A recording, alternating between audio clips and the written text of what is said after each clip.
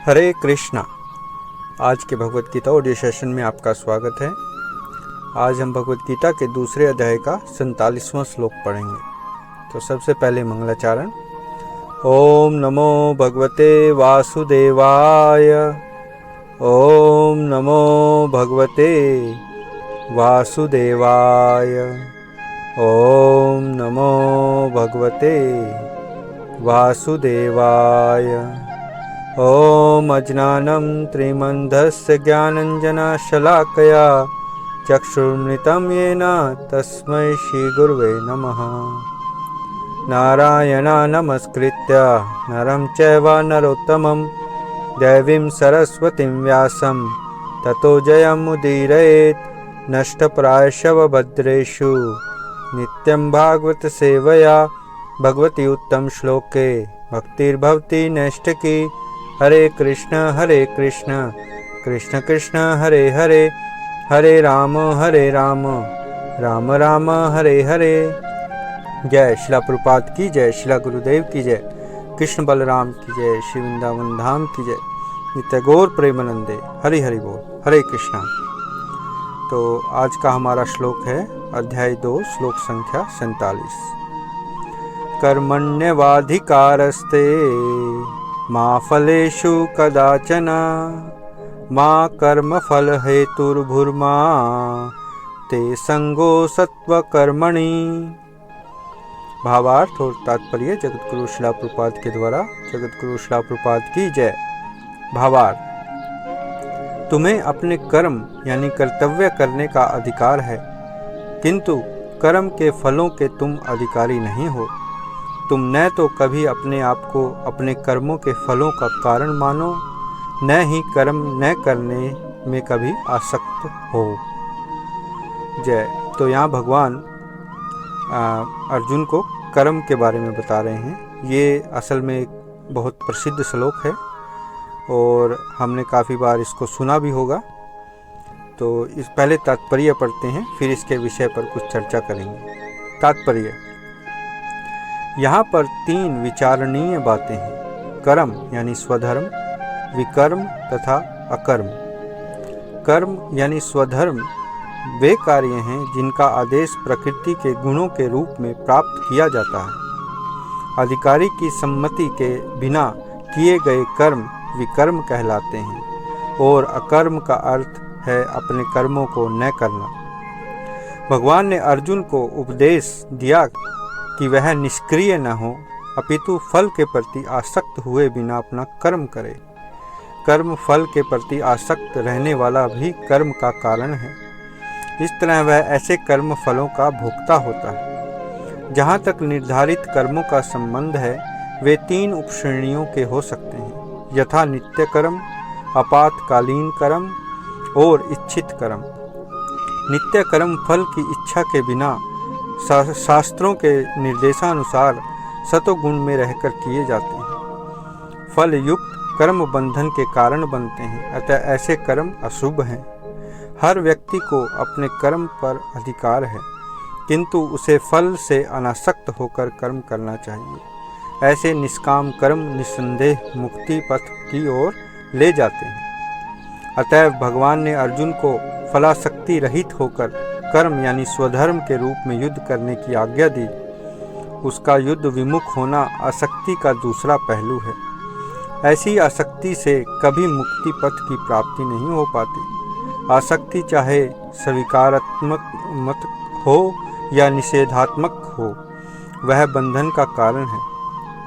अकर्म पाप में है, अतः कर्तव्य के रूप में युद्ध करना ही अर्जुन के लिए मुक्ति का एकमात्र कल्याणकारी मार्ग था। जय शिला प्रभुपाद की जय। तो यहाँ शिला प्रभुपाद ने जो तात्पर्य में विषय रखे हैं कर्म के बारे में, उन पर हम कुछ और चर्चा करते हैं। तो यह श्लोक जो है बहुत प्रसिद्ध श्लोक है गीता का। आपने इस श्लोक को कई बार सुना भी होगा कि गीता में कर्म करने के लिए कहा गया है, फल की चिंता किए बिना। क्योंकि कहीं भी अगर हम सुने, सभी लोग ये कहते हैं कि गीता में तो ये कहा गया है कि कर्म करे जा और फल की चिंता मत कर। तो यह श्लोक वही प्रसिद्ध श्लोक है जिसके बारे में लोग बताते हैं या उनको थोड़ा बहुत पता है। फल की चिंता किए बिना कर्म करना।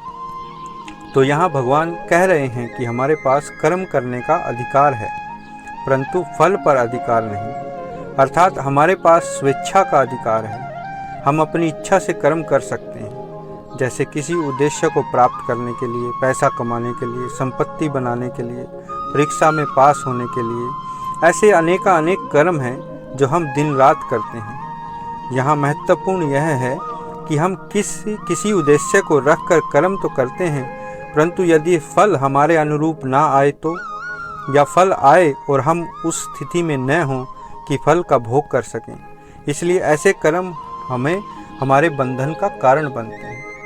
वर्तमान समय में हम देखते हैं कि लोग केवल इंद्रिय तृप्ति के लिए कार्य करते हैं। लोग सोचते हैं कि किसी कार्य में यदि मेरा कुछ लाभ है या कुछ पैसे का या सुविधा का, तो मैं कुछ करूँगा, नहीं तो नहीं करूँगा। ऐसे स्वार्थपूर्ण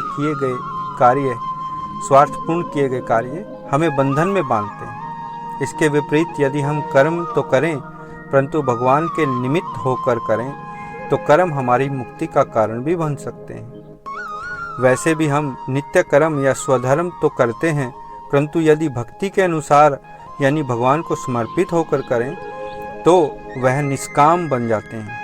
इसलिए भक्ति एक व्यवहारिक विधि है। जब हम भगवान कृष्ण को सभी वस्तुओं का मालिक समझकर केवल कर्तव्य भाव से कार्य करते हैं, तो वह भक्ति है। यहाँ भगवान अर्जुन को युद्ध करने के लिए कह रहे हैं, परंतु कर्तव्य भाव से, न कि कर्ता भाव से।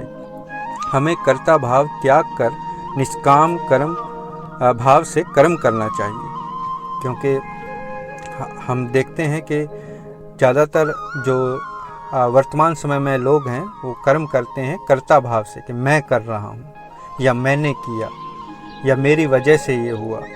बिकॉज़ ये जो भाव है ये स्वार्थ का भाव है। ये अपने आप को सेंटर में, अपने आप को केंद्र में रख कर किया गया है। और जबकि भगवान यहाँ बोल रहे हैं कि भगवान को यानी कि कृष्ण भगवान को सेंटर में रखकर काम करने चाहिए, ताकि हम एक एज ए कर्तव्य के रूप में उसको करें।